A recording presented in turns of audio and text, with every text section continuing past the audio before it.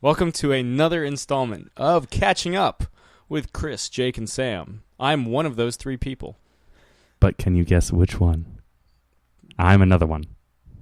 I may be another one. You might be. I thought you were an English major. Yeah. You just said that like 2 seconds ago, right before we started recording. Anyway. Yeah. So, I mean, in terms of recent, what are the big things that have happened to you guys since last Sunday? Anything? I mean, I got a Cracked article published. Yeah. Oh, yeah. Okay. Yeah. Woo! Thank you. You can see it on cracked.com. It's 5 bizarre trends or oddly bizarre trends. They changed up my fucking title. Because it had to be a Cracked-esque title. Yeah, the original title was 5 bizarre comic book trends. Short, succinct, to the point. And it became 5 oddly, bizarrely specific trends from when comics were insane. Okay. That's a very and number Cracked 5 will astound you. Yes. Or no, that would be if it were on BuzzFeed. Yeah. You won't believe what happens next. Yeah. God, I hate them. Yeah, but I mean, you know, a lot of people ask if I get money from the just the sheer amount of traffic that page gets, because I've already, at the time of recording this, it's only been up for about 48 hours, and I've already got over 300,000 hits. Yeah, very good. Which is cool, but I mean, I only get a flat fee. It's more about getting it published because, as Jake can attest, who's been there since like day one when I've been pitching to Crack, it's really hard to write for Crack. Yeah, supposedly. Yeah. They are very particular. I mean, it's their site, and, you know, you don't want to put a crappy article up there. Yeah. But they are... But I told you, like, I love Crack.com, but I've seen some articles that are, like, half-finished that are published. You know what I mean? Like, just... Maybe those are the people that have been published, you know, like more than like 20 times. Is that what it is? And it's just you like... can become a regular columnist. Because there are some that are just like... They're probably like, oh, this guy knows what he's talking about. I'm not going to edit this. Yeah. You know, when you're a regular columnist, you need to turn in something like on a weekly basis. That. Yeah. But I'm talking about, like, I don't know, there's some weird ones out there. Yeah. What about that one? I don't know how much you can talk about the editing process without getting in trouble. But what about that one note that you were like, gah? The last editorial. So after about, this is almost going to guarantee you never get published by Crack. Probably. Yeah. I mean, yeah. No, if you don't want to talk about it, we don't have to. But no, I'm comfortable talking about it. The basically, we'll censor the I won't. website. Yeah. I had pitched this article back at like the end of February, and it just got published now it's the end of July, so it was an entire like 5-month thing. And I remember when I finally got the article approved, I thought it was like a done deal, and then I got an email editorial note that kind of like dinged me on my use of Detective Chimp, because I used modern Detective Chimp for comedic effect, and they were like, hey, when Detective Chimp was first introduced, he wasn't all like this. And I was like, I know, it was for, you know, comic effect. Though you look at the final article, and it has both. It has classic if classic Detective Chimp is a thing, it has classic Deadpool is a thing. Yeah.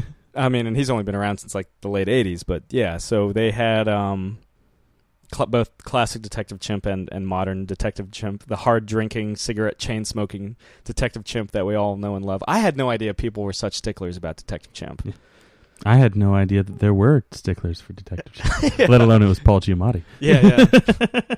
That was a reference to our unpublished web series. We were talking about, you know, if you've ever seen The Amazing Spider-Man 2, Paul Giamatti's the Rhino in that, and apparently he publicly campaigned to be the Rhino. Like, he was like, he would go... I want to be the Rhino! Yeah, he would go on, like, talk shows like Jimmy Kimmel or Conan and be like, hey, I hear they're looking for a Rhino. Make me the Rhino. I had no idea that, you know, there was diehard Rhino fans out there. And that apparently the Academy Award winning actor is... Did he win an Academy Award for Sideways, or did he lose for Sideways? He's at least nominated. You know, I worry about the research that you put into these shows. Yeah, so do I. Editorial. Honestly... writing for Cracked has been rewarding because, yes, I've been seen by hundreds of thousands of people, or at least my work has. Without having a sex tape. To be honest, I would probably get less traffic if I put up a sex tape. I would get negative traffic.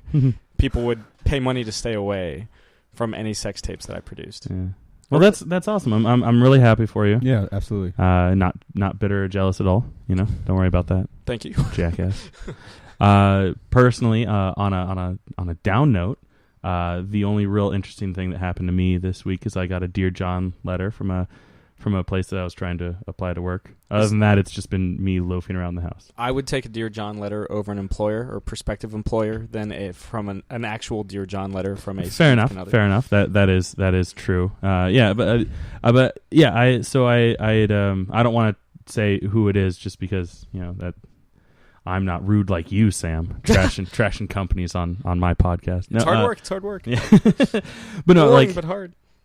But no, I just I've been in a little slump of work recently, and I applied to work at this place, and it took them like 2 weeks just to get around to being like, oh, hey, we got your thing. You want to come in for an interview?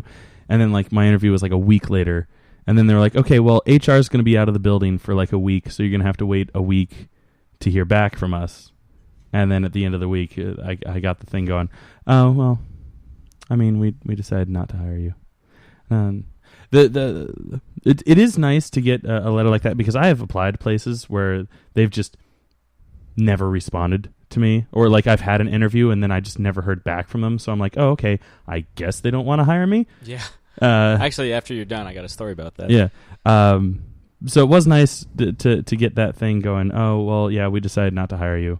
But I would love for them to tell me what was wrong, so maybe I could fix it for like future employments. It's like I am a career consultant. It's like getting broken up with by a girl, and she's like, I just don't want to see you anymore. It's like, well, what did I do wrong? Yeah. Can I fix something, or can I maybe fix something for a future person? Yeah. Is it something glaring on my end? Yeah. Is it because I pick fights with little children? To be fair, I do. Yeah. But kick their ass. My funny story with that is, so when I was graduating from grad school, I was applying to a lot of jobs in the New York City area, as you know. And yes. I interviewed with one about a month before I finished grad school, and I didn't hear back from them. And the official byline that I would get from from emails and stuff would be, hey, we've got a hiring freeze on right now. I'm afraid, we can't let you know. And so I was in blackout for months. I'm just assuming that the hiring freeze was still going, and I saw that they had removed the job posting. I was like, well, crap. 9 months later, they send me a follow-up email, and they're like, hey, we saw that you interviewed with us last year. Are you still interested in working in New York? And I was just, at that point, I'm working for, the company I'm working for now, and I was just like, I can't. So, yeah, that always kind of bummed me out when you don't hear back from employers when they turn you down. Anything interesting in Jake Bozick world? Nope. Okay. Jake lives a very silent life. I've just been sitting here in the basement waiting for us to do the next podcast. All week. Yeah. You've been in my basement all week. Yes, that's exactly right. I thought there was another presence in my bed while I was sleeping. Yeah, it was pretty weird. I thought it was just a ghost. Nope.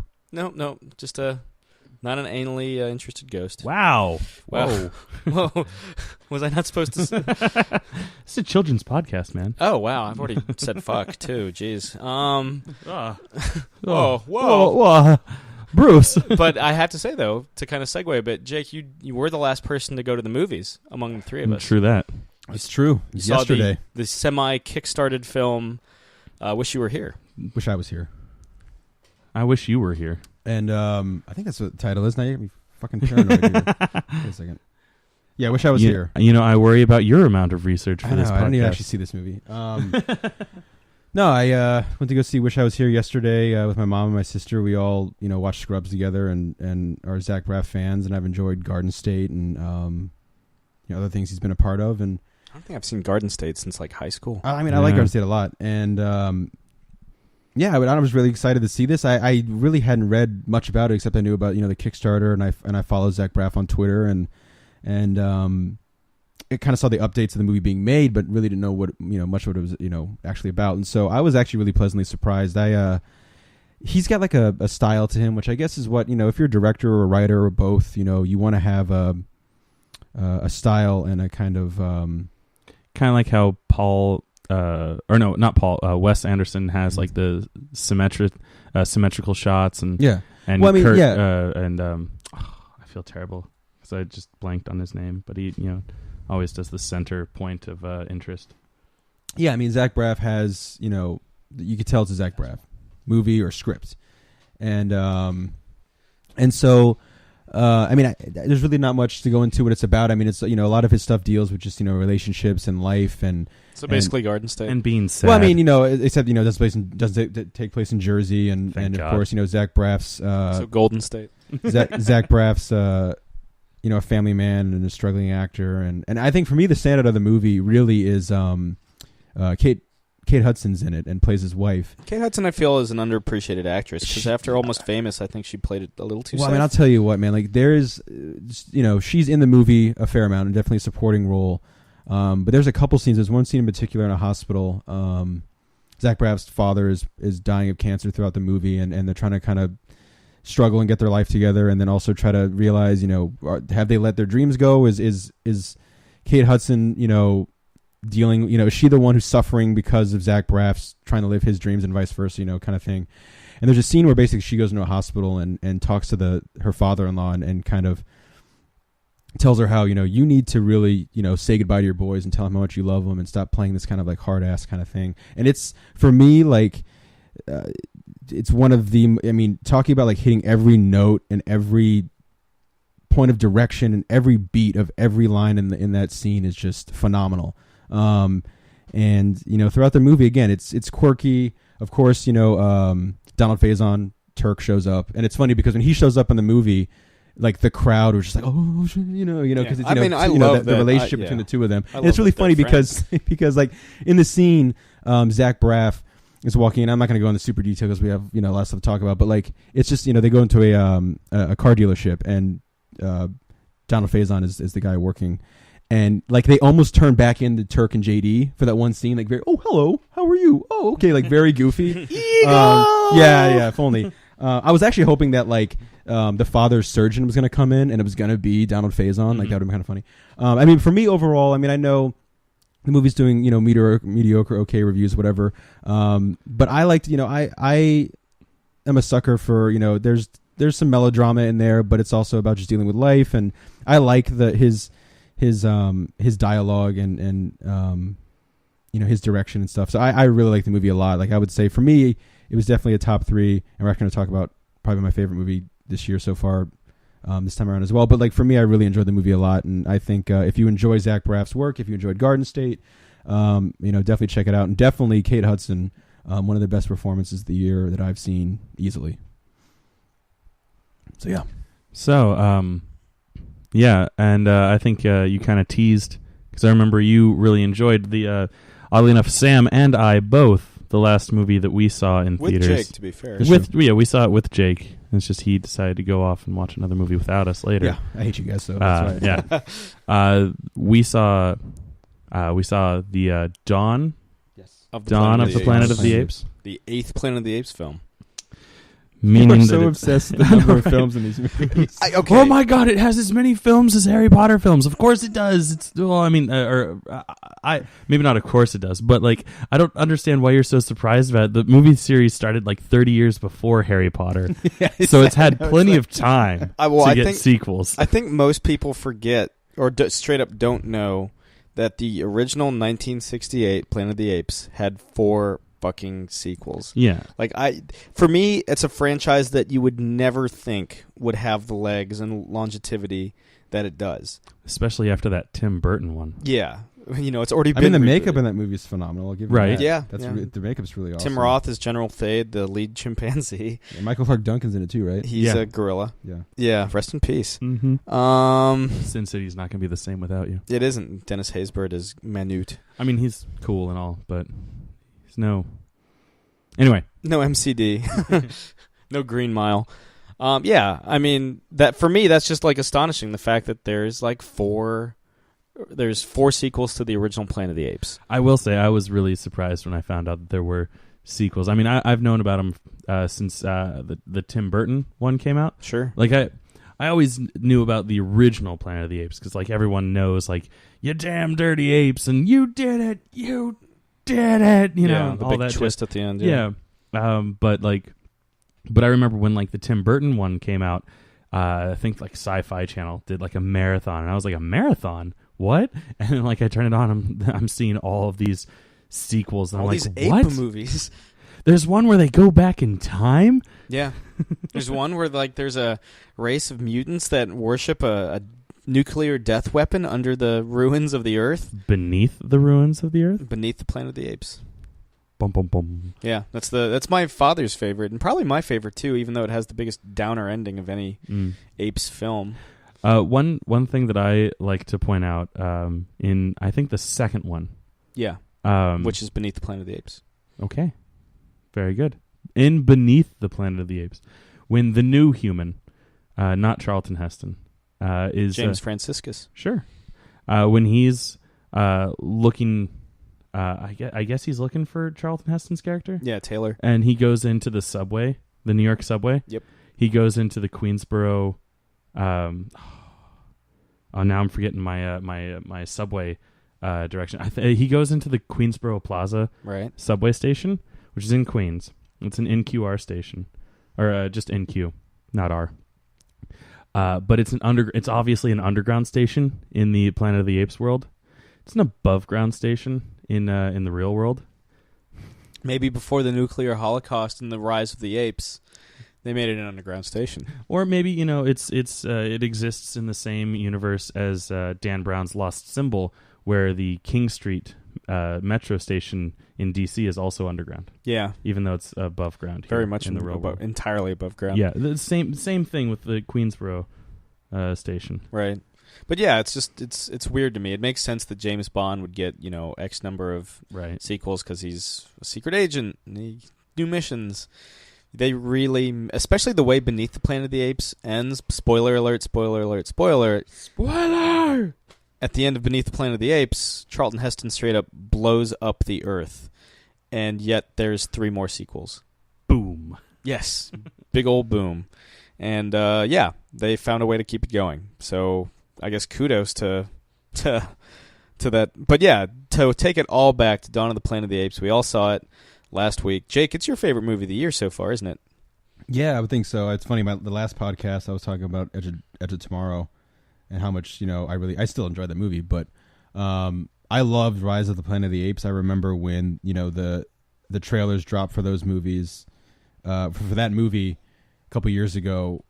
People were laughing in the theater, like, oh, it's another Planet of the Apes movie. This is going to be ridiculous. And we went to go see it on a whim and just being really shocked and thinking it was just actually a really great movie. And, same thing happened with me with Rise. I was, I still really enjoy Rise of the Planet of the Apes. So I was looking forward to Dawn, and I was hoping that the success of Rise wasn't going to hinder Dawn of the Planet of the Apes, because that's a movie that no one was like, oh, kind of like what Sam was saying, like another Planet of the Apes movie. Like we're not even going to reboot it and be Planet of the Apes. We're going to talking about like before the apes even take over. So I was pleasantly surprised to hear that it was getting really critical acclaim and positive reviews, and I just really enjoyed it. I mean, for me, Andy Serkis is like a genius. I love acting when it I always say mass acting or the motion capture performance now as well, but I find like acting behind a mask or behind something else where you can't always see your face and you're not just you're hidden by whether it's makeup or digital effects or whatever.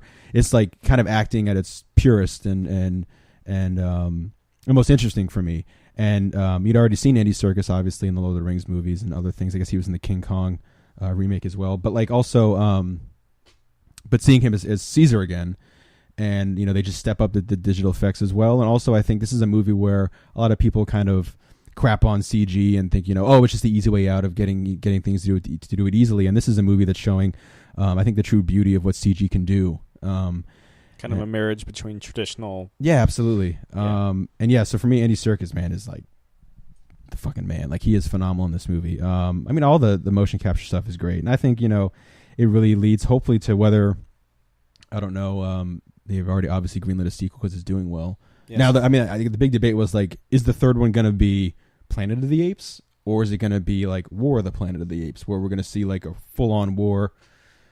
Pretty well. I saw an interview with one of the filmmakers. I think it was the director Matt Reeves, who directed the American version of Let the Right One In. Oh yeah, I like that movie a lot too. Yeah, he was saying that Caesar was a big enough and a charismatic enough character where you could have like a full trilogy of Caesar films. So I wouldn't be surprised. Fine with that. Yeah, instead of kind of doing a time jump. Like, but isn't that kind of cool though? Like, they make Rise of the Planet of the Apes, and it's a huge hit. And they still can make, this is a reboot of the most famous movie of the series is called Planet of the Apes, and they haven't got there yet. And they're still making movies of prequels and stuff, like untouched kind of things. Just and it's like still, Star Wars. Yeah, and it's still really interesting, and it's still doing really well, So yeah, I mean, I really enjoyed it. I loved the dynamic between humans and apes, and kind of showing, how they're, the good and the bad is in both, and Caesar's kind of struggling to kind of indifferent with humans because it's been 10 years since the first one, and most of humanity. 10 winters. Yes, 10 winters, and most of humanity's been wiped out by the virus that was that James Franco created. In Rise of the Planet of the Apes. One thing about the writing in Dawn that really annoyed me, but in hindsight, like I think it annoyed me because it was well written, was just how like stupid some of the human characters were. Mm-hmm. Like how I don't remember any of the characters, but the main guy, Gary Oldman, Jason Clarke. Jason Clarke is the guy with the sure the one that was in charge of like going to get the dam. Yeah, just like the fact that he wouldn't just be like 100% open with Caesar. Like he like from the get go is like, okay, we need to not fuck with these apes. We need to respect them, and we need to just be honest with them, and we need to work with them, all this stuff. But he never is like, hey, Caesar, for realsies though, I'm here as like a diplomatic thing. The humans back in San Francisco or wherever the hell they were, like they are ready to take this area by force. And I was like, no, bro, I can talk to him. He's a cool guy. Met him. He let us go. He didn't kill us. Let me just... Even after dumbass... I mean, that's also like assuming that everyone that they're talking to is a rational person. And that's what I'm saying. Like, you think about it, yeah, probably a lot of people are just going to be like, I'm sure a lot of people are going to have the same mindset as the jackass in his crew that almost got everyone killed, who's going to be like, no, fuck these apes. We just got to take it down and tear it down. And then it becomes, an amazing analogy to, like, the European colonization of the Americas. Basically, sure. Which Avatar already took care of. Yeah, I mean, it was an interesting... So then it just becomes a metaphor for, like, race hostility in the 60s. Yeah, like the X-Men. Yeah. I don't know. I'm glad they brought back the ass-faced orangutan. That was cool. Whenever, like, even if wasn't it's like... that Dr. Seuss? Wasn't he one of them? He's an orangutan, but not necessarily an ass face. They couldn't couldn't have the makeup. Yeah, they did not have the technology to make... They were too humanoid. Yeah, not ass-faced enough. That's what held back the original films, if you ask me. Sam was not satisfied by the ass-facedness. I mean, if you see the orangutan, you'll know exactly who it is. The character's name's Maurice, but come on. Maurice. The ass-faced orangutan. Whenever it could be like the most serious scene in the film, like high drama, but if I see that character, I'm going to grin, maybe even laugh, especially if it talks. Yeah. Oh, man. Just don't even be around him if it burps. Yeah, thank God it didn't do that. Otherwise, they would have asked me to leave the theater. I would have been laughing so hard. I mean, I was pretty close to asking you to leave the theater anyway. Yeah, that's more for like other reasons, but you sure. Yeah. Hands out of your pants, Sam. Every time that damn ass face. Show me the ass face. Yeah. So, I mean, yeah. Dawn of the Planet of the Apes, I enjoyed it. It's certainly not the weakest Planet of the Apes film. I think Tim Burton still... It's between the Tim Burton reboot and the last film in the Planet of the Apes series, Battle for the Planet of the Apes, which was laughably bad. Those, for me, are the two worst. Okay. I might still have to give it to Beneath and Original. But I grew up with those films, so there's definitely a nostalgic bias there, too. But yeah, it was a good film. I enjoyed it. Fair enough. I think Beneath is probably my favorite. Yeah. But this was damn good. It's Doomsday. Yeah. That's Charlton Heston's last line in that film. Because he talks like Batman. It's also Booster Gold's last line in Death of Superman. Yeah. Lordy. That's the book you've been reading lately, right? Yes. Okay. All right. I recently decided to reread the Death and Return of Superman, and I'm about halfway through Death. Which is the first comic book I ever bought. Superman Volume 2. It's actually 75. more or less, if I remember correctly, it's more or less the first comic book that all of us bought. Yeah, well, if it wasn't the more or first, less. it's definitely the first I remember. I remember making my parents take me to the local comic shop. The line was out the door, and waiting in line to buy Superman 75. I remember going to Another Universe at Springfield Mall and walking. Yeah, God, I miss Another Universe. I know, right? It's so good. They hosted a Jean Grey Cyclops wedding in the middle of Springfield Mall in the early 90s. But yeah, continue. But yeah, so I walked in there one day and I saw this trade paperback that just had the Superman flag, or cape all torn up, and it said "Death of Superman." I was like, "What?" Because you got to know at this point, I was raised on the Christopher Reeve movies, and I had my Superman pajamas. Actually, oddly enough, I'm looking right at my Velcro cape for the Superman pajamas. I used to be small enough that went down, covered my ass. And Jake not drops. naked. Oh, okay, I'll pick it up then. But it's the only surviving piece of that It was pajamas that I can find. But yeah, I remember I was like, what? They killed Superman. So I had to buy it. And for the longest time, it was the only comic book I had, that trade paperback. And then I've a couple years later, I get into Superman, found out that they brought him back. So that was the second comic book I ever bought. And I bought the whole trade for Return of Superman or / Reign of the Supermen, whatever you want to call it. Right. But yeah, so... But not the second trade, The World Without Superman? World Without a Friend. Oh, yeah. I read that later. But it's kind of filler. The only real important thing in it is that, Pa Kent, a heart attack, weird, surreal issue that's the last issue. It also introduces the replacement Superman briefly. Oh, does it? Yeah. I'll have to reread it too. It's fine. I'm only halfway through Death, so I can I can still read World Without a Friend. Yeah. But yeah, well, most people forget or leave that out when they're talking about the death and return of Superman. Even Max Landis. He touches on it, but he doesn't go on the whole funeral He stuff. also doesn't include Supergirl in his review. Yeah, or Lex Luthor. Yeah. Lex Luthor 2. Yeah, which is to say just Lex Luthor in a cloned body of himself. Yeah, Emperor Palpatine style. Posing as an Australian illegitimate son. Yeah. That's why he says bloody hell all the time. Yeah. But that always confused me. I was like, why? Because I don't know anything, or I know some things, but I don't know a lot about that era Lex Luthor. I know that that Lex Luthor is a clone. That's about all I know. Yeah. And so I'm like, bloody hell. What? I'm reading it in Gene Hackman's voice. bloody hell. Yeah, I'm like, he doesn't say bloody hell. He's American. Yeah, I mean, for me, that was the time when I got started in the comics, and it was a really weird time because Superman was dead. Mm-hmm. It was the dark time. It was the dark time. Green Lantern, who was, because of the Super Friends, was one of my favorite members of the Justice League. He goes nuts during the Return of Superman. Oh my God, I read that story a little while ago. Emerald It's Twilight? so good. Yeah. Oh. Ron Mars, I love you. Yeah, I bought him a drink once. The Spider-Man was a clone, but not really, but kind of at that time. Batman was straight up crippled. Wonder Woman was corrupted. It was a really weird time to be reading comic books, and that's the time when I started. So I guess what that means is when I started reading comic books, everything was right out the window. Yeah. Yeah, no, the whole new... All bets were off. Yeah. And then... Technically, I didn't really start reading comics until Disco Electro Superman. Oh, Electric Blue Superman? Yeah. I have those issues too. So do I. Yeah. They were terrible. Yeah. Now, you've been also doing some DC comics lately, Jake, right? That's right. I wouldn't call them.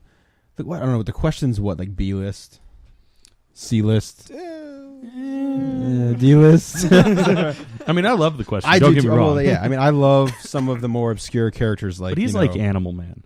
Like in About that. well, I'm telling you, man, there's going to be a question Renaissance soon, man. Well, I mean, he is kind of important if you think about it in the New 52 shit. Where he's biblical question. Yeah, well, supernatural question. Well, I remember, there were rumors, and of course they're all rumors, but about him showing up on Arrow season 2, which unfortunately didn't happen. But I'm hoping they're casting all kinds of people, Adam and Katana and stuff for season 3 of Arrow. I'm hoping Vic Sage makes an appearance. I think he would be a great addition to the Arrow DC universe. Yeah.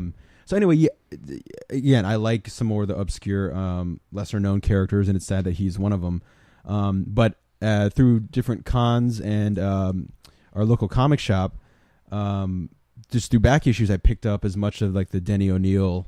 Which is like the best question writer. Yeah, the Denny O'Neil. I think it was 1987 to 1990. I think. Sounds I hope about that's right. 3-year run that he had on the question, which is like the quintessential question run. The Quest Essential. Yes, the quintessential question run. And so unfortunately I don't have all of them. So, and the first trade is out of print. But I'm going back and I'm reading a lot of the annuals. I know I have the issue where he meets Green Arrow for the first time, and another reason why I think he'd be such a great guy to interact with Green Arrow or Arrow, Stephen Amell's Arrow on the TV show. Because also on the JLU stuff, I think almost all their episodes, or most of the big episodes the question shows up on, he's teaming up with Green Arrow in some capacity. So yeah, I think the question's cool. I mean, he's got this Eastern kind of, the Denny O'Neil question. He's rocking a mullet too, if I remember correctly. He's got just like Superman. Yeah, right. He did it before Superman. And so he's got this, the Eastern kind of philosophy, meditation, yoga. But he's also got this thing. Denny O'Neil always talked about, he's one of those guys that is, by the end of the first issue of his run, the question is dead. And he's basically brought back and trained to become this like martial arts master. And I think a lot of people don't realize that as well. And he was kind of designed that way to be like, you can't hit the question. The question, he's so fast, but he's also thinking different things. And he's also like, trying to get a mayor elected to Hub City, because during that run, they had like a poll, I guess, of the most corrupt cities in comic books at the time, and Hub City was number one by far, like over Gotham City. Wow. And that was like, this is the question was in Hub City trying from the inside to fix it and do what was right.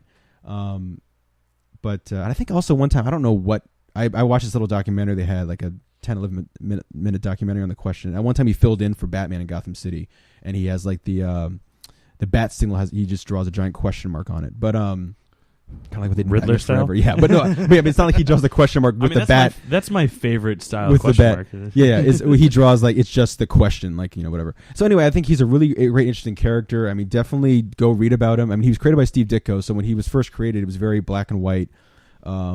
Rules, right and wrong. Yeah. Steve Ditko being the co-creator of Spider-Man. Yes, and Denny O'Neil and was, Hawk and Dove. Well, that's the most important one. And Denny O'Neil was basically like, I'm gonna, they gave him, you can write whoever you want for DC. And he says, I want to write the question, but I want to kind of write him as I would. I can't write him as Steve Ditko would. And like Sam was saying earlier, I mean, it's the question run. I hope the first volume comes back in print sometime soon, because I have certain issues that I've been able to read, but I've just been reading what I have, annuals and different things here and there, and order the second trade paperback, because I'm pretty familiar with the early issues. So, and he was arguably one of the best characters in Justice League Unlimited. Well, he was great too, because he had this really great comedic relief, and yeah, he was much more paranoid in the JLU. I mean, the great thing about every single question that we've ever seen in comics, any conspiracy theory, yeah, he's always, there's a different version of the question, because the question that's in JLU is not necessarily the same question in the Denny O'Neil run, or it's certainly not the same question in Steve Ditko's run. So yeah, I think he's just a really interesting character. It's funny, I think a lot of that stems from when I was a kid. I loved Dick Tracy and the Blank, who's basically got the exact same look as the question, and of course Rorschach is based off the question later on as well. So I think those are just some interesting stuff. So yeah, I've been rereading, same as Chris with some DC stuff. So definitely check out the question if you can. I think he's a really great, interesting character in DC's library. Yeah. What about you, Sam? What have you been reading? Well, I mean, in addition to my usual comic books, which is basically half of what DC and Marvel is putting out, as Jake can attest. That is true. Even the crap. God, the fact that I'm reading DC at all. But the Batman stuff's good, and Superman's going back on track. Anyway, Green Arrow. Green Arrow, though, the writer's going to leave soon. I think his last issue's next month. It's October. Right. Rocktober. So, but yeah, other than comic books, the usual, I've been reading, I don't know why I shit on DC. I actually like their books. Sorry DC. But yeah, we were like so pro DC here. Yeah, sorry. Chris and I. DC's got sponsors. Here's the this thing, podcast. real quick. DC's got some good stuff, and most of the people I hear of who talk crap on the New 52 aren't even reading the New 52, which is annoying. So They're not true fans. Well, it's not that. It's like they don't come know in what and they're they've talking about, heard yeah. about other people slamming the New 52, and they come in and like, oh, New 52 sucks. And I'm like, well, what are you reading? Well, I'm reading Batman. Well, then if that's the only thing you're reading, you should be loving the New 52 because the Batman one's been great. Like, Yeah. Phenomenal. You know, so there's little things here and there. Like for me, One of the all-time honestly, the best best New Batman 52 thing I've read, like my favorite thing was Jeff Johns' Shazam. But that's like a whole different thing. So Shazam. Yeah. But I mean, yeah. I shit on Shazam because I hate the character. You hate Billy Well, Batson? I hate you. Oh. I'm sure Jeff Johns did a great job because he does a great job with almost everything he writes. Yeah, he wrote one of the most definitive Booster Gold runs, if such a thing can exist. But yeah, I mean, nothing on that one. outside of comics, I've been reading. I remember last week I kind of briefly touched on Neil Gaiman, and that kind of spawned a hey Sam, read shitloads of Neil Gaiman books. So I've been reading The Graveyard Book, which is basically the Jungle Book, but instead of taking place in the Indian jungle, it takes place in a English graveyard. As It's a clever title. it is, and yeah, and he's raised by ghosts instead of Indian wildlife. But the what's the other book that I'm reading by him? The Ocean at the End of the Lane, which I saw him during the book tour last year when he was promoting that book, and I got to meet him very briefly at George Washington University. And it's really it's a personal book that kind of a fictionalized take on his childhood and upbringing in England, and about him revisiting that. But yeah, I mean, as with anything Neil Gaiman, there are dark and sinister elements to even, a pleasant walk down memory lane. Yeah. Have either of you guys read anything by Neil Gaiman, like his Batman books or Sandman? I actually just recently started like thumbing through Sandman. It's really good, but it's paced really weirdly. I'm having a little trouble focusing on it. Like, I think it just got into like the actual like meat of what the story is. Yeah. So it's going to become a little bit more quote unquote normalized. Well, he said in interviews, not unlike how Denny O'Neil got the question, DC was like, "Hey, who do you want to write for us?" Which is basically what they did with Alan Moore and Swamp Thing as well, because nobody wanted to write Swamp Thing, and then Alan Moore did and like kicked the shit out of it in a good way. And Neil Gaiman was like, I want to write Sandman, but I want to create my own version of Sandman that has nothing to do with classic DC, which is fine because his run on Sandman is one of the all-time great comic book stories. Yep. But he had written it as only lasting 8 issues because that's how long it takes. That's how many issues you get if you're canceled from Jump. If you remember, the first few New 52 comics were canceled 8 issues in, because that's when they saw the order numbers and they were like, oh, this one isn't moving any copies. We now know that Sandman has gone for like 70-some issues. So, yeah, I mean, but yeah, it wasn't until after really starting at issue 8 that he figures out that what Sandman's going to be. Yeah, it was just weird because I think it's the first 2 issues. Like, it's just like, oh, these people have summoned the Sandman, and he's locked in a box in the basement of this building. And then it's like 2 pages, and then the next page, 20 years have passed. And then, 2 pages in that era. That's and like then 80 20 years. Yeah. In total, like, the first 2 things take the course of, 80 years. And, I was just not ready for that. I had no idea that was coming, and I was like, "Oh, what the hell is this? I can't." I was expecting just story. Yeah, hit It's the like ground running. Yeah, like I'm used to things being like, he was locked in a thing for 80 years, blah blah blah, and now he's the Sandman. Boom, Yeah. 1 page, Like a He spent recap 2 issues. Yeah, blurb. exactly. Fucking Star Wars rolling text. you Yeah. know?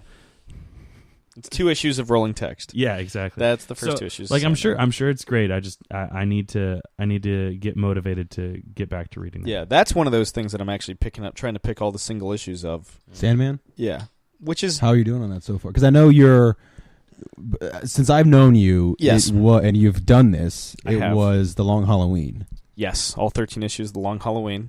And was that in New York Comic Con where you got all of them? It was. I got all 13 issues for $100, which comes out to less than like $9 an issue if you think about it. Well, and plus, how great that book is. It's my favorite comic book story. It's pretty great. Batman Long Halloween, favorite comic book story. Market print it. It's a good one, man. It's very good. I'm a fan. Yeah.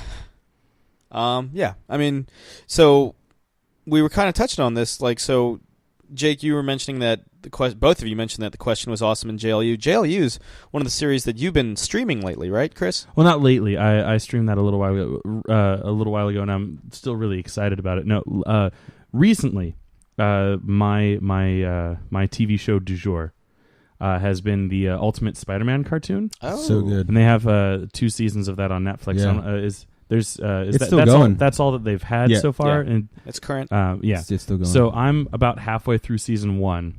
Even though my first episode that I had ever seen of it was Ultimate Deadpool, which is like halfway through or 2/3 of the way through like season 2. Yeah. And I was like, oh my god, this is so great because I love Deadpool. I love Deadpool more than I like Spider-Man. I know, right? I know. I can just hear the nerds being like, well, no, I mean, for me, it's like, Spider-Man's like, for me, the be-all, end-all. I mean, Spider-Man's a great character. I am in no way shitting on Spider-Man. I'm just saying that, like... No, that's fine. That's fair. Deadpool's a great character. I like him. Yeah. I just love how crazy it is. Yeah. So I'm watching Ultimate Spider-Man, and I'm really enjoying it. Like, you guys know it. Normally, I don't really like stories that rely heavily on narration. Like, I wasn't able to get in House of Cards because of the whole... the main character, Frank Underwood's monologues. Yeah, I could not stand those. They toned it down in season 2 for what it's worth. Good. I don't know if I'd be able to make it to season 2. And then like True Detective, I know it's a huge heresy, but heresy? Is it a heresy? I don't think it is. It was up for a Grammy. Damn right. It's huge blasphemy to say that, but I didn't like True Detective because of the way that it was all narration driven. You know, like I just couldn't get into. I can't get into that storytelling. But Ultimate Spider-Man, I think, does it well, mostly because it's like done for humor, and it's like it's geared more towards a younger audience. So it's like it's kind of like fun and upbeat like that, and I think that works. I think it works in that kind of thing. That's why like Ferris Bueller worked, you know. But it's just so weird to see like Kevin Spacey being like angry, talking straight at the camera. I think the thing about the Ultimate Spider-Man is I mean I work at a comic shop, so we have like a lot of young kids coming in looking for things to read, or their parents trying to get them in the books. And there's an Ultimate Comics Spider-Man, like based on the show. There's a comic book, and one of the things I always think is a great like jumping on point for kids and a great crash course in not just Spider-Man the mythos, but also like Marvel characters in general, is that TV show. And you know, most people have Netflix, so that's a show I always recommend. You know, obviously it's made for all ages, but I mean, you know, I'm 27 years old and I love that show. Like I can pop on an episode anytime, and you know, whether he's, you know, dealing with the Hulk or Captain America or Iron Man, there's a Guardians of the Galaxy episode. Like I think it's really clever. I love the breaking of the fourth wall. I mean, for me, and that's very true to the character too. He does kind of like, he's probably the most self-aware character outside of Deadpool. Yeah, I would think so. Well, so that, I mean, that, and you can imagine that episode is like, there is the ridiculous. Fourth wall is like shattered in a gazillion pieces. He shatters the sixth wall. Yeah, I mean, there's they're doing all, but like the thing, I mean, for me, I still think, for me personally, my favorite and I think the best animated Spider-Man TV show was just the Spectacular Spider-Man, which ran for 2 seasons. Is that the one with Neil Patrick Harris? No, it's like.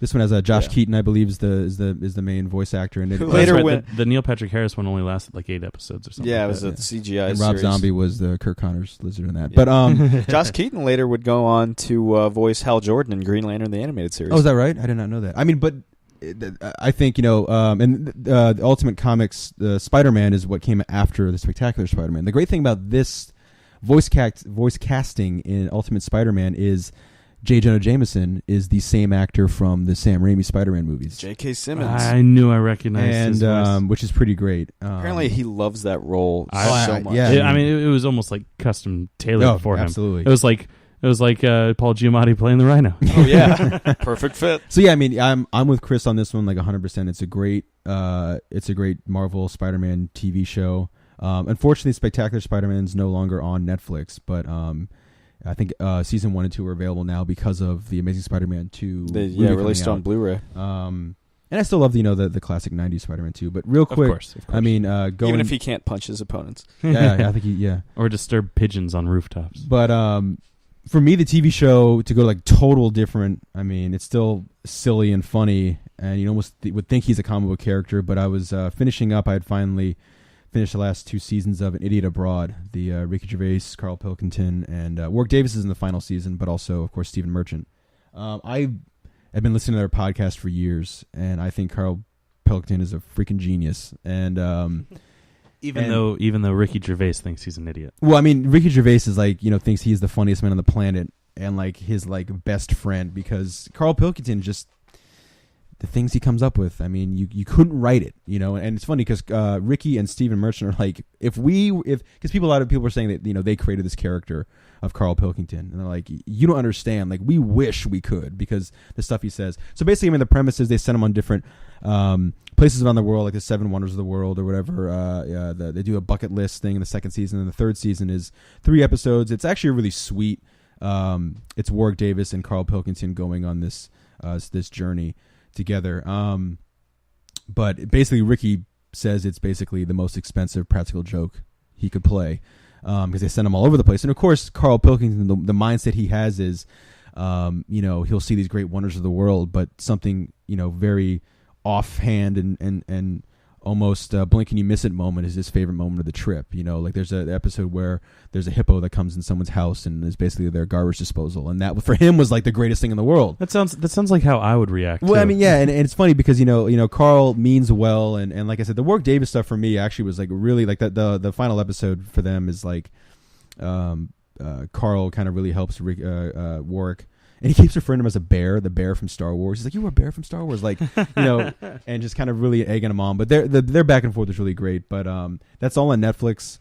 And if you ever can catch the podcast, they were really great too. But yeah, like I feel like I would go to like I don't know, like Paris, and be like, oh, okay, yeah, cool, that's the Eiffel Tower. I've seen that in a million movies. It's on a bunch of postcards. But hey, there's a homeless guy beating somebody else with a baguette. That's awesome. Like that would be the point of going for me. Yeah, you and Carl would probably get along very well. We probably would. Let's be best friends, Carl. Travel the world. Let's be mates. Yeah. I'm trying to think. You can track how long I've had a Netflix account based on how far I am in Star Trek, the Star Trek mythos. Because when I first got it, I was like, oh, cool, they have every single Star Trek series. I'm going to start, and I'm going to watch one episode. Because a friend of mine in college, he would watch one episode of Star Trek The Next Generation a day. And it took him the better part of that 4 years, because it's like 7 seasons of television. Yeah. And he was Paul McCartney there? Yeah, well, he was also only watching it like 5 days a week. I'm watching 7 days a week. I've started from the original series. I've gone all the way through that, the animated series, Next Generation. I am now getting towards the end of Deep Space Nine, which is the 3rd live-action series. And then I've only got Voyager and Enterprise. I have to suffer through Enterprise, even though it's got Scott Bakula, and he's really cool, to go. But have you either of you guys? I mean, you guys, neither of you really watched. We'll have an infamous thing about Star Trek. Is it the fact? Is it Spectre of the Gun from season 3?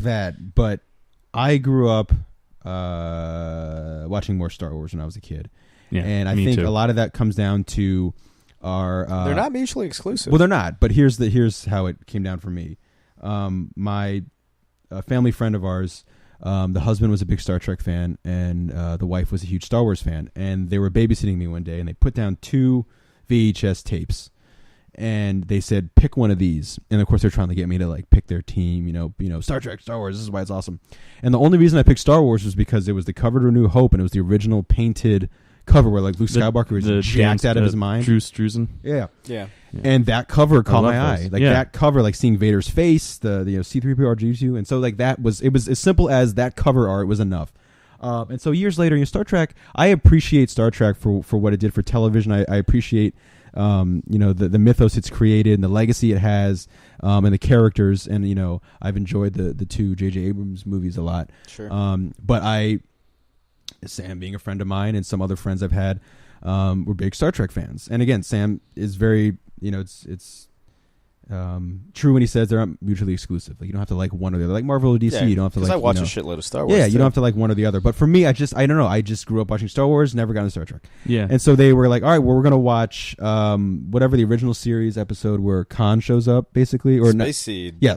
So we watched that, and then we watched Wrath of Khan. Dirty. We watched Wrath of Khan, and then I think we watched one more after that. And then Shaka Khan. Search for Spock. It's Search for Spock. Because it picks up right after Wrath of Khan. And so I kind of was like, yeah, it's pretty cool. I just, Christopher Lloyd is the Klingon commander. And so then I was like, I wasn't really sold on. I mean, that's not right. I don't know. I wasn't really into it. You weren't hooked. I wasn't hooked on Star Trek. Yeah, no, I actually had a very similar, not with the babysitting thing, but I grew up Star Wars. Like my dad was really into the original series when he was younger, like when it was on the air, but he never. We don't have Star Trek stuff around the house, but like we always had Star Wars stuff. Like I still have my old VHS collection, the original printing with the Drew Struzan covers. Yeah, and I gotta agree, those are beautiful. Yeah. Star Trek's never done anything that pretty, to my memory. I mean, I think Drew Struzan has done posters for their movies. I mean, the posters in the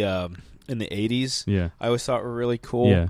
They're almost like kind of like minimal expression to the point where they're almost kind of scary. Right. But I did grow up thinking that you were either a Star Wars fan or a Star Trek fan. So it's fun to think. I mean, like Beatles or Stones kind of thing. Like it's fun to have little debates about. And so it wasn't until like almost like Nintendo or Sega. Yeah. It almost wasn't until like college that I like agreed to like expose myself to Star Trek. Like I had seen all the next gen movies in theaters.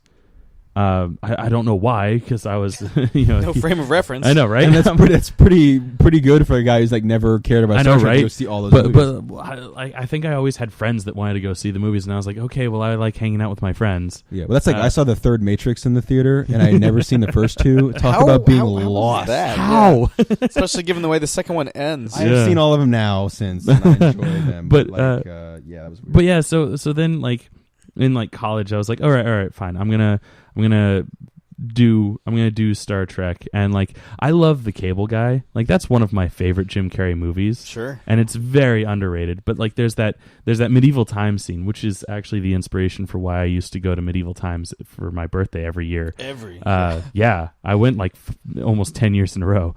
But I was like there for the last one. Yeah. But but he references the Amok Time battle, like even the choreography is some of the same, exactly. if I remember correctly. So I was like, okay, I want to see that. I want to watch that episode. I want to get that reference. Season 2 premiere for anyone who knows Netflix. And at the time, well, even now, I'm like a super completionist. So I was like, but I have to watch it from the beginning so I know what's going on in that that episode. Wait, is that so? That's original or which? That's original series. Okay. Yeah. So I watched the whole first season of the original series, which is 29 episodes. By the by, just to watch this one episode, I watched 30 episodes of a show just so I could see one, and I watched it. And I'm like, okay, cool, click, and I still haven't seen any more original series episodes. There's an original series season 2 episode where they fight Jack the Ripper. That's right up your alley. I know, right? You think I'd love that? I mean, I do have plans to watch them again. But like the first thing I did, I jumped ahead a little bit. The first thing that I did was like, I was like, all right, fine, I'll watch all the original series movies because I've seen all the next gen movies. Sure. And I watched the first one, and I'm like, which is the worst one, by the way. So boring. Which is the one that Tom Hardy's in? He's in the last Next Generation film. Right on. He's Star Trek Nemesis. Or no, yeah, right. He plays Captain Picard's clone, which I managed to reference in my Cracked article to tie it all back. Congratulations. I have since then seen all of the Star Trek movies. For a time, I was dating a girl who wanted to watch Next Gen, so we would watch Next Gen together, and I think I got like 3 seasons into it. It doesn't get good until the 3rd season. I know, right? But we watched like 3 seasons, and then the relationship ended. So because of that, like in the back of my mind, I'm like, well, I'm not watching that anymore. I'm kind of that way about the American version of The Office, because the girl I was dating throughout all of college, we would watch The American Office, and then we broke up, and then the show kept going. And it's a terrible show. Well, it loses its way after season 3. No. I did eventually kind of man up and watch the rest of it. I mean, I'm gonna watch it today. I'm gonna watch The Office. I'm gonna do it. I mean, I'm gonna watch it. To be fair, my opinion is that like once Pam and Jim like actually got together at the end of season 3, yeah, the show kind of like fizzled out because that was my driving force between that was the emotional arc to the entire thing. Once that arc closed, it was like, oh, okay, Mulder proved aliens are real. Well, that's like in like Frasier, which is like my favorite sitcom of all time. Not to talk about every TV show ever made, but like Daphne and Niles don't get together for like 7 or 8 years, and that show lasted 11. Like that is it's astounding. Yeah. Like that's awesome. But Real it's quick, like not seeing the neighbor's face on Home Improvement. Exactly. Yeah. Like if you saw his face in season 3, you'd be like, oh, okay, whatever. Yeah. Yeah. I guess because that was the driving. That was the driving force. Real quick for Star Trek, the last kind of final thing was, I had Sam and another friend put together. I think only Sam actually did it. I don't remember if the other friend did or not. Yeah. The top 10 list of like the best original series, because I love like. Remember, our other buddy can't really choose. He's like, it's all good. And it's like, no. Well, I'm always interested in like the original thing first. It doesn't always mean it's better, but I like to see what started it all. Rob Zombie's favorite's the original series. And well, I mean, like the most I've ever watched of any is the original series. You know, and I do follow Rob Zombie's opinion. Like, you know, I do actually. I love Rob Zombie. That's why I brought it up. Yeah, I do. I love Rob Zombie. But so I watched the pilot. Yeah. And I was, I'm sorry. Remember, they filmed 2 pilots. Well, I watched like well, here's the thing. Like, I watched the first Star Trek episode, like the one with Captain Pike. Yes, I knew that. And so, and again, I don't know anything about Star Trek. And I was like, where the fuck is Kirk? Like, I was like waiting. I see Spock. Yeah, I was like waiting and waiting and waiting, and I was like, okay. And I read up on it. I was like, okay, cool. Like, this character comes in, blah blah blah. And so, and then I think I got like 2 or 3 episodes in. I don't know. I just, it was interesting and. But then they had the top 10 Sam had written. I wish I had it handy so I could say it and you guys could freak out, whoever's listening, for Star Trek stuff. But I can remember. There's an episode on there because I'm a huge Wyatt Earp nerd that he shows up. Wyatt Nerd. And so I was like, okay, I'm gonna watch this episode of Star Trek that Spectre of the Gun season 3 features Wyatt Earp, and I was just like, I don't know, I just was like, this, what the fuck, like, it's not. I mean, it was like nothing like Wyatt Earp. It was like this completely just weird thing. The one cool thing about that episode was the setting, like they had like, it was like a Western town they get zapped into. Yeah. Zapped into, Jesus. I get fucking roasted for saying that. But like, they didn't get zapped, they got phased into it. But like, it's all like, all the buildings are just the front of the buildings, and so it gives this really weird, eerie facades. Yes, it's very cool. And like, the color scheme's cool. I don't know. I was like, it's weird. Like, Wyatt Earp's like this. I will say, this conversation has made me realize that when I finish watching Star Trek, like when I've finished watching Star Trek Enterprise, I guess that'd be, if not the end of this year, early in the next, I think I'm just going to restart the series. That's insane, man. You're so crazy. Next week on the podcast, I'll probably be like, oh yeah, I started the original series again. Well, I will tell you really quick before we go on to our next topic. The 2 shows kind of like Star Trek that I'm always restarting and watching from the beginning that I can just do that with, and they don't last as long as the Star Trek, because there's not like 5 different versions of Frasier. I mean, there's Cheers and there's Frasier, Cheers and Frasier. So that's 20 years of TV I can watch. Yeah. Which is actually, that's like 22 seasons of TV, so that's a lot. I'm kind of like that about the first 4 seasons of The West Wing and The American Office as well. Yeah. I'm like that with The League and Blue Mountain State. Okay. Yeah. All right, cool. Right on. And I'm super excited for the Blue Mountain State movie. I totally Was contributed that a to that Kickstarter? That was a Kickstarter, it was, right? Yeah. Very cool. Yeah, I'm getting a... Aquaman from Smallville's on. Yeah, exactly. I'm getting a door hang thing that indicates whether I'm masturbating or not for contributing to the Kickstarter. Always important. Yeah. It's fantastic. Important. Yeah. I'm sure my mom will love seeing that. Boy, oh boy. Well, the more she knows. Yeehaw. Yeah, so, like, in terms of, like, we kind of went into our kind of obsessive kicks last week. I remember you were Douglas Adams and you were Prince. What are you guys kind of jiving on now? Well, for me, it's Weird Al. the right after we finished the podcast last week was when Weird Al started releasing the videos for his new album Mandatory Fun. And more like mandatory purchase. Boom! Everyone's made that joke. Yeah. We had a thing in military school called mandatory fun, where we had to like dance in the hallway. So nice. Facts. But dead air. Yes.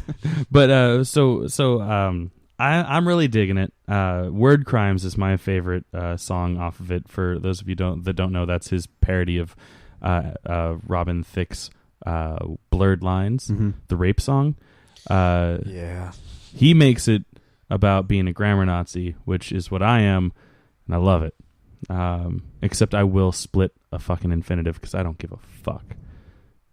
That's hard. That's just me. Yeah, but hardcore. to bring it back around, he does mention Prince in that song, and it instantly made me think of you. That's good. I hope that everyone in the world, whenever they think of Prince, they think of me, and then they think of Prince. Yeah, well, like because there's a line. Greatest. There's a line that says, I'm gonna butcher this because it's been a while since I've listened to the song at this point, but it's like, don't you ever write words with numbers unless you're 7 or your name is Prince. Yeah, and it doesn't Have you ever rhyme. heard the song 7?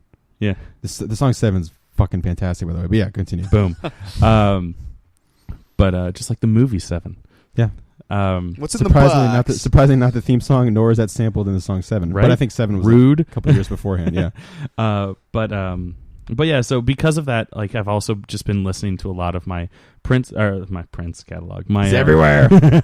My Weird Al catalog. Yes. And just enjoying the hell out of some of his older songs as well as the new stuff. And even going as far back as the first album that I ever remember owning was Weird Al in 3D, the one that he put out in 1985, where he parodies Eat It. That's probably the most famous song off of it.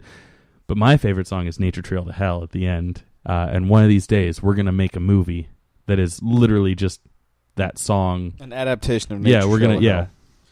Now, have you ever seen him live? Yes, I have. I've heard. One of my friends, one of old coworkers, is a ginormous Weird Al Yankovic fan, and I heard that he's like his live performances are amazing. But I heard like in between songs, does he have like mini movies or stuff? Yeah, because he has to change costumes. It is stuff, a right? full. He calls it a full multimedia experience. Oh, like the Katy Perry concert I went to last month. Sure, but I was surrounded by. I was going to say normal people, but Weird Al fans aren't normal. They're weird. I can say it because I am one. But yeah, I actually went on a road trip all the way up to Atlantic City to see him at the House of Blues back in like back in like 2008. I want to say maybe 2006. Was that the last time like an album of his? No, that was the Straight Outta Linwood. So he has had an album in between and this. But yeah, we went to the Straight Outta Linwood tour, and yeah, each song he does, he gets into a specific costume.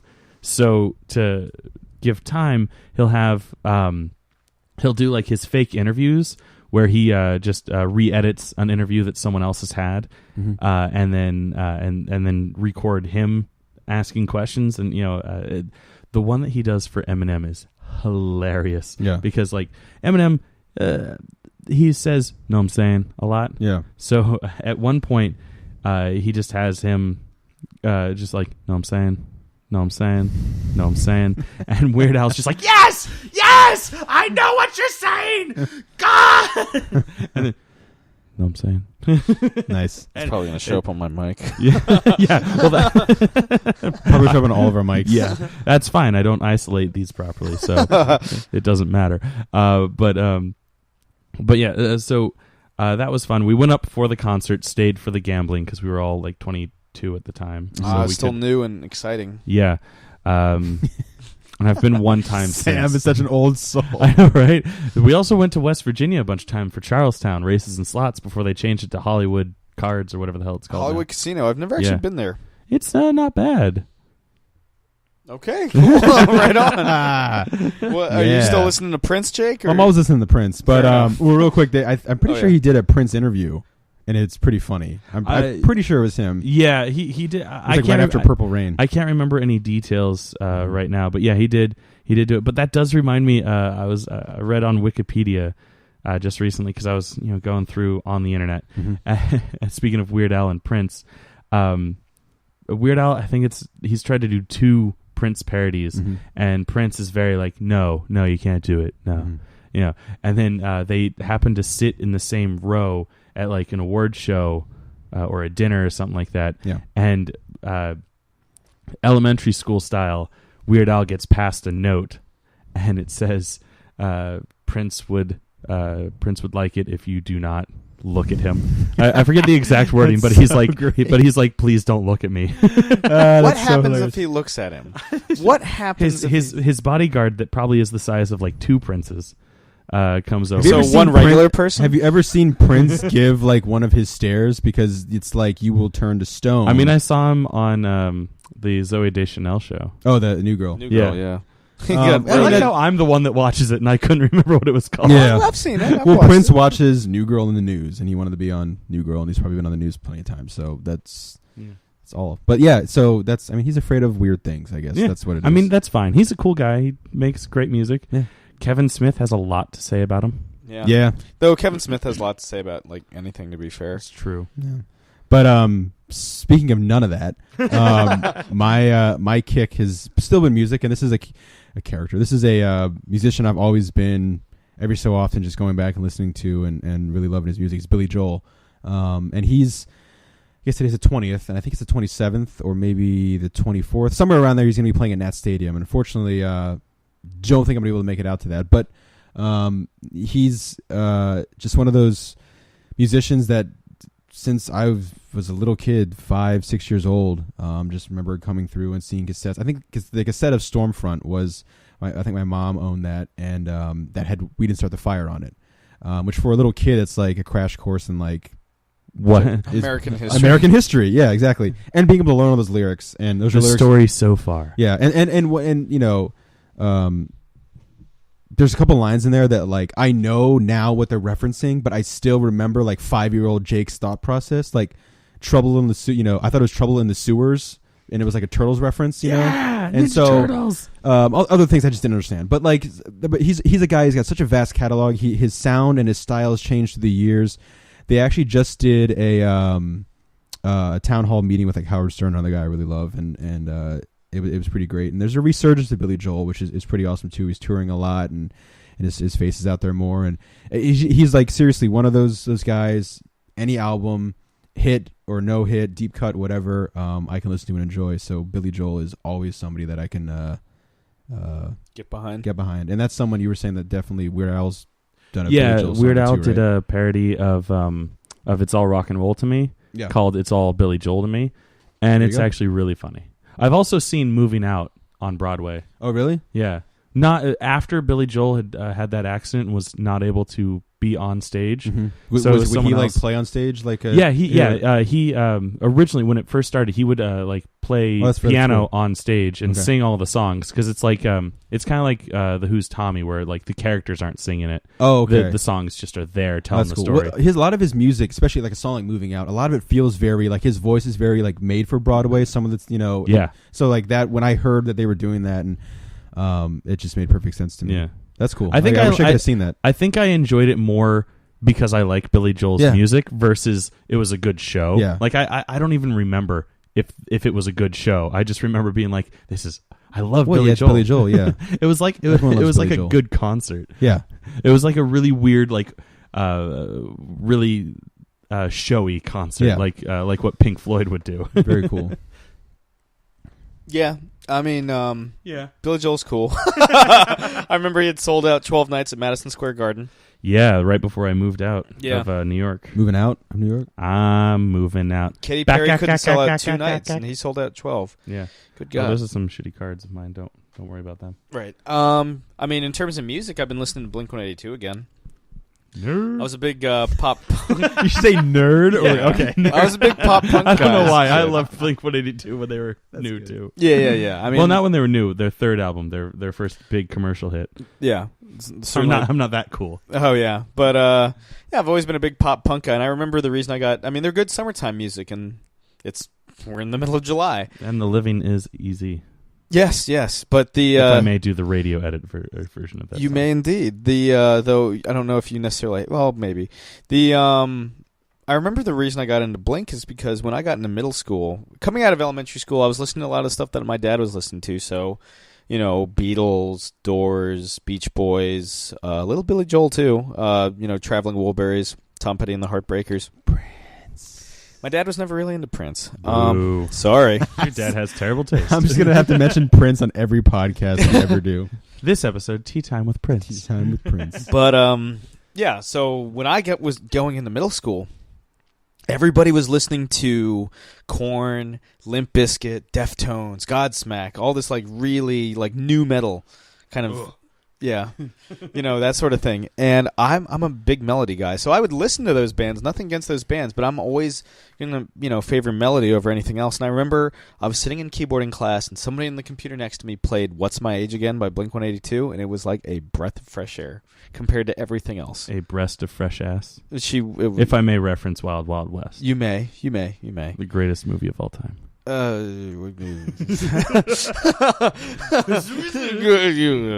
yeah, and that would lead, my Blink-182 fandom. I've seen them 6 times live. Jesus. Yeah. I've seen them once when they were doing that co-headlining tour with Green Day. Oh, the Pop Disaster tour. You saw them at what was the MCI Center in D.C. I was at that show. I think that was 1 year before that turned into the MCI Center. Yeah, before MCI WorldCom went bankrupt. Yeah. That was June of 2002. Sure. I remember I was still in high school, so I wish I've known Sam my entire life so he could remember shit like this. I know. I can't. I can't either. Everything to me is 5 years ago. Everything that's ever happened to me, it's it was 5 years ago. My dad used to joke that yeah. My dad used to joke that's everything happened to you when you were 2. Yeah. Because that's the nebulous year. Yeah, because when I was a little when I was in high school and stuff like that, and he was trying to be oh, here, have this olive covered pizza, and I was I don't like olives. I fucking hate olives. Right? I'm not an olive guy. I was like, Can't stand it was do you even know what an olive tastes like? And I would be yeah, I tried it when I was 2. Oh. You tried everything when you were 2. Damn right. I mean, that's when you broaden your horizons, right? Right. But yeah. So and then he'd be you used to like olives, and then you turned 3 and you stopped liking it. And I was well, Dad, there's scientific fact here that shows that your taste buds develop greatly within the first 5 years of your life. So so it's something that you do you could drastically change 2 years later. Just like your allergies change every 7 years, or have the potentiality to change every 7 years. That would suck. Or it does suck. Well, I mean, they do, because your whole immune system, the average person, your whole immune system goes through an overhaul every 7-ish years. Reboot the system. Yeah, well, it's how I used to own a cat, but now I go over to your place or wherever where there are cats, and I'm just because I'm allergic. By the way, not masturbating. That's a fucked up allergic reaction. Yeah, though it probably. Never mind. I won't go into details. We don't want to hear about your personal life, Sam. Well, I guess so that's kind of what I've been listening to lately. But to kick it all off, I came up with the mystery question of the week last week. Chris, I think it's up to you. Okay, so here's a doozy. Take us out. Okay, so in I don't know, good spirit of Weird Al's word crimes, and my own love of grammar stuff. How do you guys feel about the Oxford comma? It's necessary. I learned it was optional, but it's not optional. So because I'm sure you know why. Because it completely changes the meaning of certain things. Lists normally. Well, it's basically just for lists. Entirely. The prime example, my favorite one, is we ordered strippers, or we had a party, and at the party we had strippers, JFK, and Hitler, and with that's how you would say the sentence with the Oxford comma. Without the Oxford comma, you would be saying we had strippers.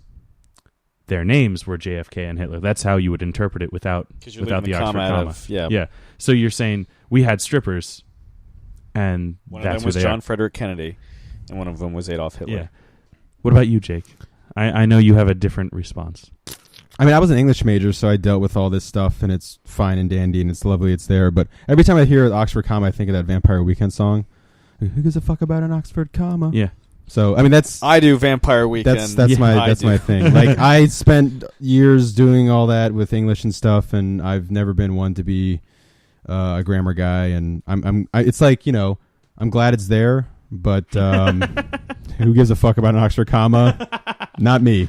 I like that song though. Yeah, I actually. So you guys know because you're standing right here next to me. Yes, sitting. But you all in podcast land might not know because you haven't seen me in person. But I have an interrobang tattooed on my arm, which is a grammatical mark. You can look up what it is because I don't feel like explaining it just for this little bit. But like the only other grammar mark that I would have gotten tattooed on me was an Oxford comma, but I had no idea how to like visualize it. Mm-hmm. Like I was like, oh, maybe a comma that has like a graduation cap and a diploma that says Oxford, and I was like, that's way too detailed. Sorry, I'm just like coughing my brains out. I do like that. I know it looks a lot. cool. It's really cool. Really funny. Really quick about that. We were talking about like the Batman Returns. Yeah. You know? When I saw that movie, and for like 2 or 3 grades after that, every question mark I ever did was the question mark for Batman Forever, and that's why this one kind of resembles the Batman Forever question mark too. I fucking love it. I know we're like doing like commentaries on Batman and stuff, and for the Batman Forever one, I can't wait because that scene where he has like the question mark and Batman flies the Batwing through the bottom of it. Yeah.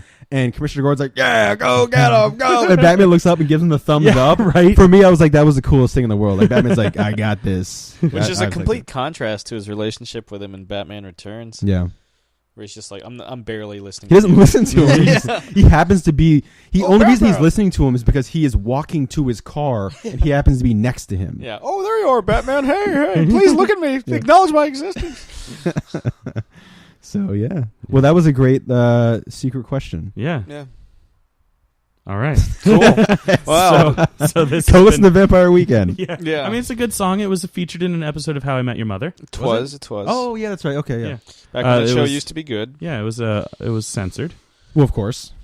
I think it was just like, who cares about an Oxford comma? Yeah. Instead of who gives a fuck about an Oxford comma. Yeah. That's also a really good music video. Have you seen the music video? Actually, I haven't seen the music video for that. It's one of those one that's like all in one take, and there's a lot of stuff that happens. Cool. Or all in one shot. Sorry, I was talking to Sam about this. There's a huge difference in my brain between the sentence all in one take and all in one shot. Yeah. Because all in one take implies that they got it on the first take, whereas all in one shot just explains that there's no cuts. Mm-hmm. Sorry, that's me being a filmmaker. Yeah. There it is. Nerd! Well, that's been another installment of Catching Up with, the three of us. I'm Sam. I'm Chris. And I'm Jake. See you guys on the flip side. See ya.